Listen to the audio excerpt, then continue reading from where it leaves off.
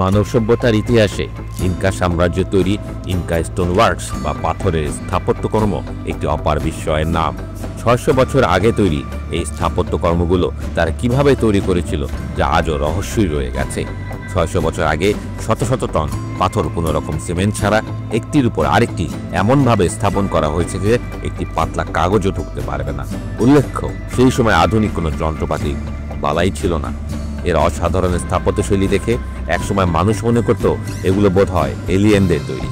মনে করার কারণও আছে, কারণ আমরা সাধারণত দেখি চারকোনা ইট, স্টিল অথবা পাথরের স্ল্যাব যা একে অন্যের সাথে জোড়া দিয়ে আমরা স্ট্রাকচার বানাই, কিন্তু ইনকা স্থাপত্যশৈলীতে ৮ থেকে ১২ কোণ বিশিষ্ট বিশাল বিশাল পাথর জ্যামিতিক উপায়ে এমনভাবে বসানো হয়েছে যা একই সাথে লোমহর্ষক এবং রোমাঞ্চকর।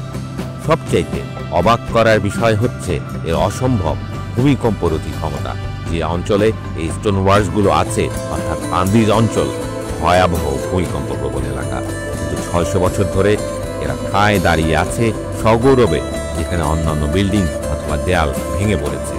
এমনকি আধুনিক বিজ্ঞানও জানে না কিভাবে এই অসংখ্য ও শত শত ভূমিকম্প সামলানো যায়। ভূমিকম্পের সময় এই পাথরগুলো নিজেদের মাঝে একটু গ্যাপ তৈরি করে দুলতে থাকে, কিন্তু ভেঙে পড়ে না। সত্যি বিস্ময়কর।